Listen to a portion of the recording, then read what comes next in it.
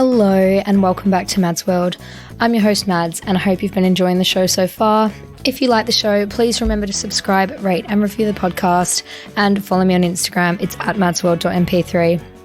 As you all know, TikTok has blown up over the last couple of years thanks to the pandemic. Normal people have been thrust into the spotlight for sharing the weirdest things, and becoming famous overnight is now a reality. This happened to my next guest, Luke Hamnett, whose passion for making people laugh has his videos being seen by millions. Luke's character for his TikToks, Matthew's mum, a typical mum from up north, is his most popular, and I'm joined by him up next to chat about all things TikTok fame and dating. Hi, Luke. Hi, you okay? Yeah, I'm good. How are you? I'm really good, thank you. Oh, it's so good to have you on the podcast. So let's jump into our speed date round so everyone can learn a bit more about Luke. Let's do it. What is your go-to McDonald's order? Because on TikTok, you love a little McDonald's, I've noticed. I do. The thing is, this was in like the third, during when we were in like lockdown for the third time. Yeah. I ate so much McDonald's, like, it was becoming beyond a joke. So every single morning I was having a McDonald's breakfast. Not so much like the actual food, it's not actually like a burger and stuff, just like McDonald's breakfast. I love a McDonald's breakfast. It's Same. So good. And I was so lazy, and then it came to a point where I was like recording stuff on TikTok and I just went, oh my god, you put on so much weight. So I had to stop eating McDonald's completely. Oh my god, you're on a McDonald's ban. Are you still on the ban? Well, I had one like last week, so You've relapsed. I've relapsed. But no, I'm not as excessive. Like, I mean, everyone in lockdown put on like some sort of weight or... Honestly, I put on so much weight in lockdown. I'm doing my best to lose it, but I feel like I've got a post-baby body. It's like a post-lockdown body. Love that. Oh my god.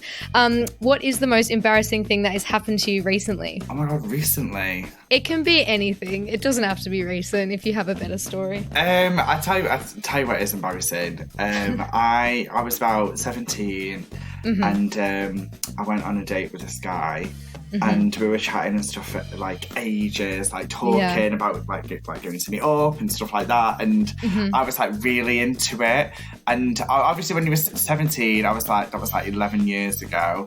Yeah. And we went to the cinema, which is like the most awkward date you could ever go on anywhere. You just literally sat there. Good. And I was like, what am I doing? Like, is it like, are you going to like try to kiss me?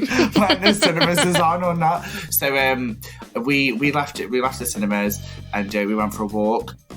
We went and walked around like this field, and I thought, oh my god, this is it now. Like he's gonna like kiss me, and then he went in to kiss me, and I sneezed, and snot just hit his face, and he literally looked at me, and I was like, I am so sorry. I was like, and I've got really bad hay fever. My hay fever was horrific. Oh my god. Snot just hit his face, and I just went, I don't even know what to say. I'm so sorry. He's like, it's fine. And then, safe to say, we didn't run another date because oh my god, Snotgate, yeah, Snotgate, pretty horrendous that was. Oh my god, that is shocking. I mean, I feel like everyone in high school went to the movies like on a first date, and it is honestly the worst date ever. The worst date you can ever go on. You can't talk. You can't speak. Like, what's the point? It's awkward looks at each other as well. So you're like kind of looking if they're watching a film, like do you flirt, do you put your hand on that? Yeah, I don't recommend cinemas for dating. I think I had my first kiss at the cinema while I was watching Angels and Demons, which is like that Da Vinci Code sequel, like not romantic at all. Oh my god, I can remember that. I can remember that film came out. Yeah, I mean, yeah, it was probably like 10 years ago now, but I digress. So your TikToks of Matthew's mum have absolutely blown up over the pandemic, and I fucking love them, and I'm very excited that you're on the podcast. Thank you. So What is your favourite TikTok you've made of Matthew's mum? Oh, question. It's like when I first started doing the Matthews mum, I just tried to make them as relatable as possible, so people could just say, "Oh my god, yes, I can see my mum in that. I can see my mum doing this, doing that." But now, obviously, as it's gone on a little bit more, like I've been able to experiment with like jokes and like make it to be bit more funnier rather than relatable, while still keeping it relatable, if that makes sense. But I really like it when Rachel's there, so like Matthew's girlfriend, because I think she just makes it so awkward. And it's so good. It's like how mums are, like how they speak like to the son, and I think those are my favourite ones. Like when I just make her feel really uncomfortable. Yeah, and I was going to ask, is Matthew's mum based on your own mum? She is, in a way. I mean, my mum is a lot more chilled out than Matthew's mum. Matthew's mum is pretty like on it. Like she's very moody. She's just very like crazy, like how she is and how she acts and stuff. She's just a next level. But my mum, it was at the start, like, and it has developed. I mean, I think the accent and the mannerisms and stuff is very much my mum. Yeah, I love the accent. Thanks. It's kind of developed a lot a bit more since then, so probably not as much anymore, but it was at the start, definitely. And is there a Matthew, or is Matthew completely made up? Completely made up. Yeah. Will you ever introduce Matthew? It's not. It's literally just me. It's just So me you're talking. Matthew. Yeah, it's like I had like when people speak to me, they say, "Oh, like, are you ever going to put Matthew on the camera?" I'm like, "It's just me. Like, I'm doing the voiceovers on the video. It's literally just me." It's me. Oh, and when did you first sort of blow up on TikTok? Like, what was your first moment when you're like, "Oh shit"? I think it was about February time. Like, 'cause I did TikTok for like everyone did last year. Just something as like something to like fill the time. I never really invested too much in it, but I was getting the views on stuff that I was captioning on my videos, but not so much like the followers. And then my friend said to me, like, why don't you just like speak to the camera and just like do what you would normally do, like talk and stuff like that? Because I think I do like making people laugh. So he goes, why don't you try that? So on February, I put like 3 TikToks out, I think it was, on like this February day. And it was just about a mum on Facebook and like how she is. Yeah, that's my favourite one. The iPad, like the giant iPad. Yeah. And then when I put like my phone down and I went out for like a walk with my partner, and when I came back, it was on like 100,000 views in like 2 hours, and I was like, what? It's crazy. It's crazy, the numbers, and it's weird how it's still continuing. Like I didn't even expect it to keep going. I thought it was just something that would just happen in a week, but it's kept going. It's crazy. It's lovely. I love it. Do people like recognize you in the street? Yeah, a little bit. Yeah. Oh my god. A little bit. Like, not like, I'm not saying like every single person, but someone who's on TikTok and stuff. Like when I go out with my friends sometimes, I went out with my friends on Saturday. It was my best friend's birthday, and we're out for his 25th. And we were just having a drink and stuff, and this girl come over to me and she was like, "Oh my god, are you like Matthew's mum?" I was like, yeah. And so that was really sweet. Like we hugged and stuff, and my best friend was like, "It's my birthday. Like you're ruining it. You are stealing the thunder." No, it's really sweet. Like I don't really invest in stuff like that. Like stuff like that is, if it happens, it happens. If it doesn't, like I love the fact that people just like find it funny. Like that stuff about recognising stuff really doesn't bother me. What's next for Matthew's mum? You know, like what's next for TikTok? Have you got anything planned coming up? Yeah, I think there's so much more that you can do with her. I think my most important thing is that I didn't want to dilute my content. So I didn't want to put loads of video, like one a day, and then everyone's like, "Oh my god, I'm bored of this now. Like this guy's doing this mum thing again." Like I wanted to just like wait for like 3 days before I put another one on. But yeah, there's so much more stuff I can do. Like we still haven't seen like Matthew's mum's nan. Like, we haven't seen the nan. We haven't seen... Whoa. I can't wait. We haven't seen Rachel's mum and dad. Like, it's all stuff like that we haven't seen. Gonna become a whole sitcom, isn't it? I'm like, BBC, ring me. I've got ideas. You're gonna need to get some new wigs, I think. Oh my God, absolutely. Seriously, you're funding the wig shop. My last question for our speed date round is, what is the weirdest message you've received from someone? Like a fan, or just, like, have you had anyone troll you, or, anything? Yeah, like you do get trolls. Yeah, you do get, I don't get many, to be fair. Like, I can remember someone saying to me, just ignore the trolls. I'm like, what trolls? I don't see anything. Like, I don't see the comments. But I'm trying to think what comments I've had. I think one time I like responded to a message, like a DM message on Instagram, and I was like, oh, thank you so much. And then he tried to like, I woke up the next day and they tried to ring me like 7 times. Oh my God. And I was like, oh my God, I was asleep for 1, and 2, I would not be answering, unfortunately. I don't speak to FaceTime to anyone. Like, I'm God. Yeah. And then I think one time I was asked to do, because like cameos and stuff that you can do for people. Yeah. I did a cameo for this person, and he sent me a script for me to do. Like, can you do the script for me and like perform the different parts and stuff like that? And I looked at it, I went, this is like a 10-minute thing. And I said, it's only like a minute, the cameo. Like, I just wanted to know like what your mum's name was, like how old she is. Like, it's not a feature-length film, I'm not in Titanic. Like, do you know what I mean? But no, yeah, it was cute of though. It was nice of him to do it. I mean, it is nice that people send you messages and I do respond. But like them, I was a bit like, whoa, like what do we do with this? Oh my God, Stalker City. Yeah, I had a bit of a stalker from the podcast like last year. I might do an episode about it. But yeah, he's probably listening now, so I'm not going to go into hey, too much hey, detail. hon. Hey, hon. Hey, stalker. Hope you're well. So up next is our story time round. Okay. And I was wondering, I know you already told us about Snotgate, but what is your all-time funniest dating story? I get myself in situations that I don't even like. I don't even think it's normal to be in them situations. So I've had it when I was out in a restaurant before eating, and I started choking.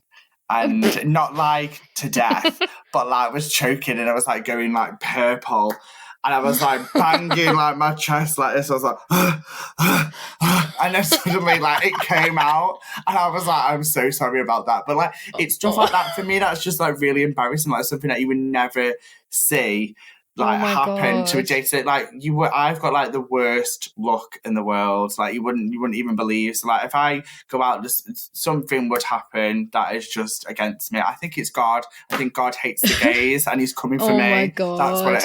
And if it was in the pandemic, do you feel like now you can't even cough in public at all? Like if you do one cough, everyone looks at you and you're like, oh my God. It's not even that now. Apparently you can spread corona through farting. Apparently that's the thing now. And I'm lactose intolerant. So if I'm in Asda and I accidentally let one off and Sandra's like, if you got corona, I'm like, no, I'm fucking lactose. That's what's up with me. But no, I try not to like, I'm not going to lie to you, I've not been out that much. Like I've been out recently because I've got like events and stuff like that. But when it comes to like supermarkets and stuff, my partner does that because I'm like, I don't go to the supermarket. Really? He goes for you? Yeah, no, like, because obviously we live together and stuff, and like he gets like he gets like all the food, and I just stay in, just get fat and just watch telly. That's like and get my little life. McDonald's brekkies, love it. Yeah, I'm just like, make sure you pick up this and make sure you pick up that. That's the dream life. Absolutely.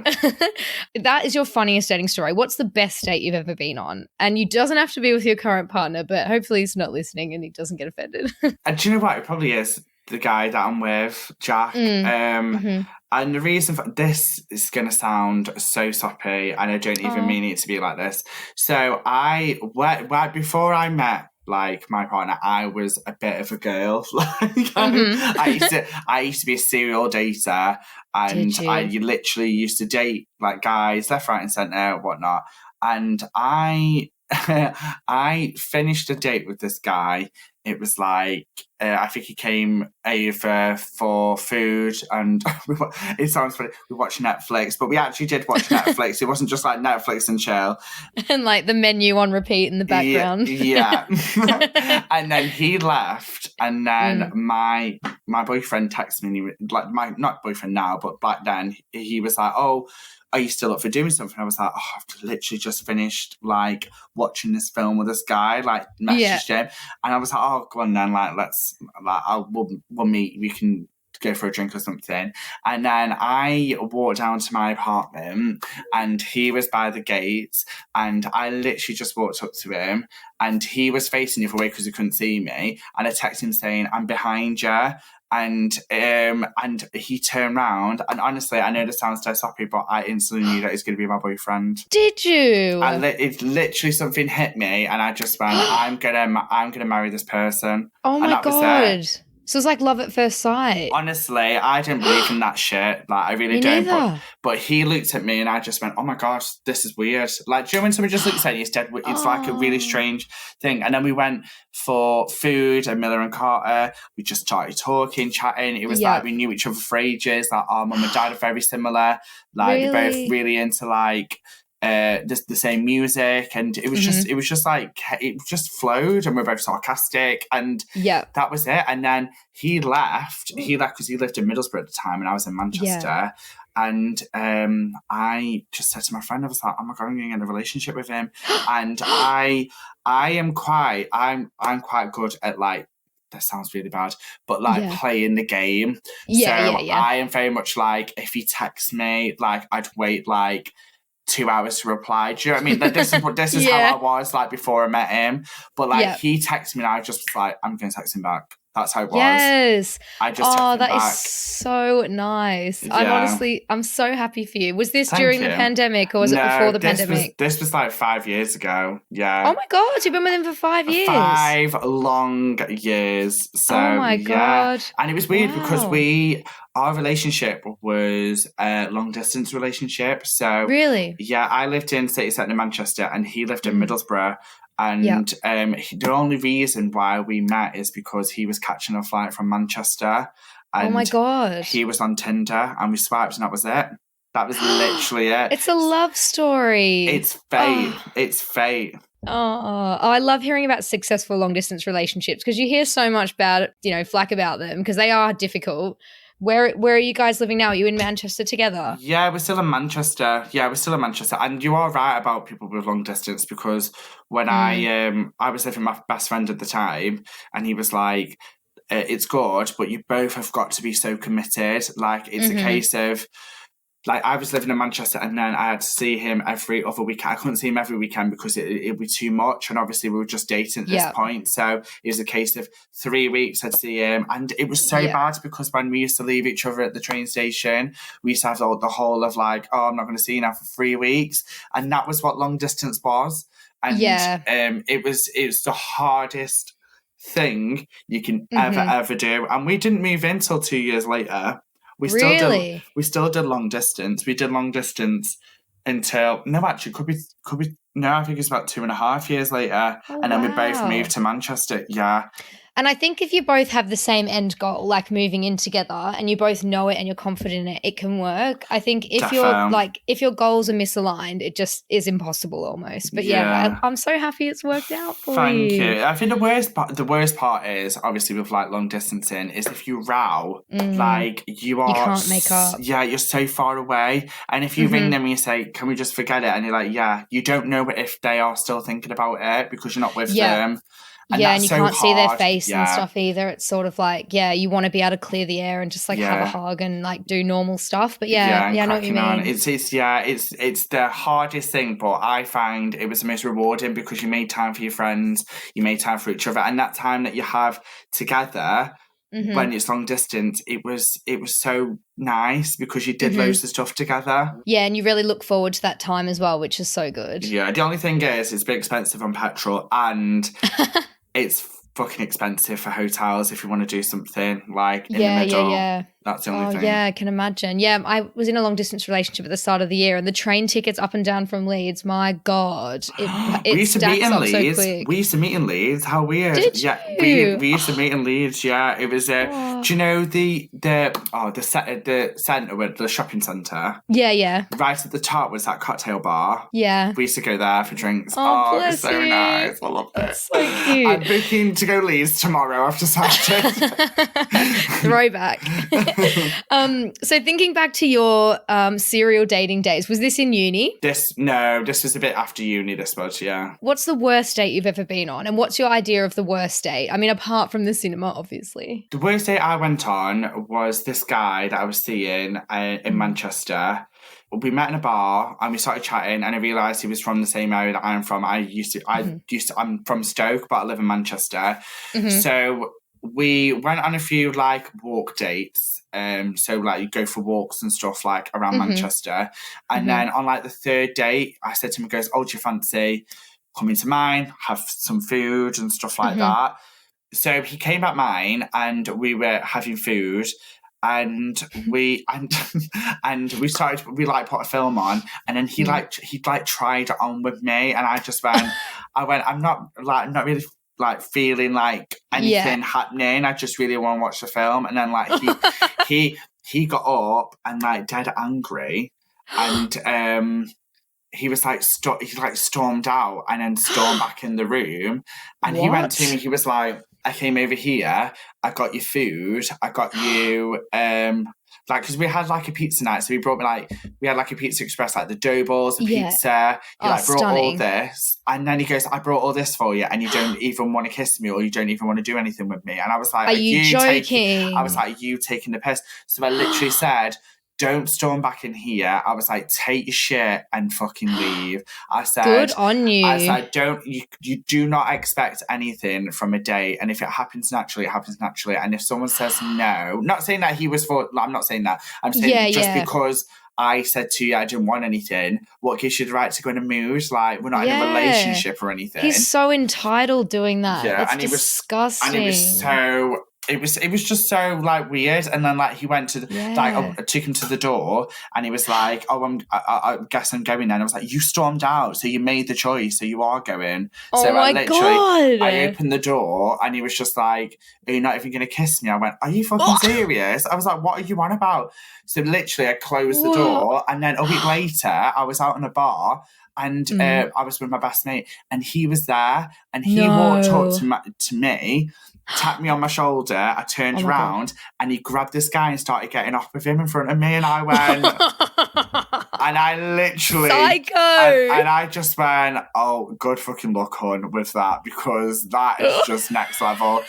But the funny thing is, out of all of it, I didn't realise until like a week later that I had sex with his best mate. And I don't think he realised until they were both in the same club together. And I was like, "Oh, I know you both."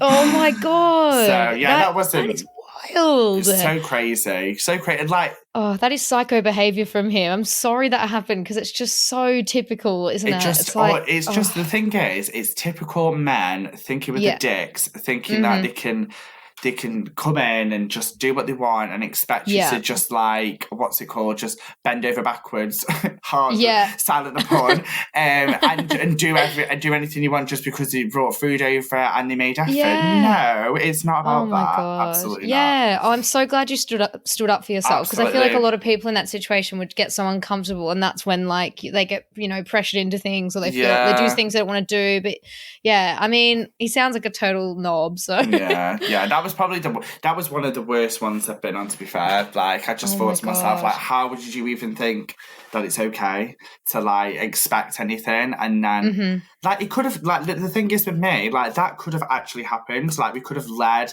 into that. But we were literally just chatting, talking, and suddenly it was just like a boom. Like, I was like, whoa, this is too much. It's such a red flag. And when people show their true colours like that, you just have to believe them the first time, because sometimes people might like forgive that, and then they end up in a relationship with a total psycho that treats them like shit, Exactly. It is a massive red flag. But I can normally have a good like sense of character with situations like that. I'm like, that wasn't for me. That wasn't. Yeah, that's good. I think the worst date I could go on is just a boring date. I hate feeling like you've wasted your time and you've gone and they've got shit chat or you don't get along or you don't fancy them and you sort of have to stay for like the 3 drinks because my God, yeah. you're like, I don't really know, I don't really know how to get out of this. It's the shit chat in it because I'm always awkward at the start. Like, not awkward, I am quite chatty, but like once if I'm on like a drinking date, if I have 3 drinks, I'm like, right, I can start, I'm here now, like I'm in it, I can start asking loads of questions and I'm more relaxed. It's when you like do a date and they've got nothing. Like I've been on dates where they've just sat there in a meal and they just don't talk about it. And I've also been on a date with a guy that we walked around, like, I think we're walking around like a field or something. You love walking around fields. What's that about? I actually sound like a little stalker. No, we were walking around this field and this train went past and he went to me, oh, this was he was like, oh, this train's XY something, like an East Midland train travelling to like Derby. And I went, oh. And I went, what? And he was like, oh yeah, I'm really into trains. And I was like, oh dear. Wait, what? I was like, wait, what? Yeah, honestly, I could tell you the shit that I've been on dates. You'd think, what? I'm really into trains. What? I don't get that. I literally just went, are you kidding? Like, I don't understand what you're saying. It was really weird. Oh my God. I wonder if that's a thing. Like, I'm going to have to Google that and find out people that are like obsessed with trains because this needs its own episode dedicated to it. And like, I could tell you like some horror story, like him with that train. And all what he carried on talking about all the way around the field was his ex-boyfriend. No, that is the worst. That is the literal worst. Just even if you think the vibe seems okay, don't do it. Don't mention an ex. I don't even talk about an ex now with my partner I've been with for 5 years. I would never just say, oh, I saw my ex the other day. Like, you just wouldn't even mention it. And it's just such a turn off. It makes them seem like clingy, a little bit insane, and also like they're not over it. Like, I'm not your therapist, hon. I'm not even your friend. Yeah, we are literally. Yeah, we're on a date. You're trying to impress me and you're talking about your ex. Ex is for a reason. Oh my God. So what would your ideal date be? Like your dream date? I think my dream date probably, it's got to involve food because I literally adore food. Yeah.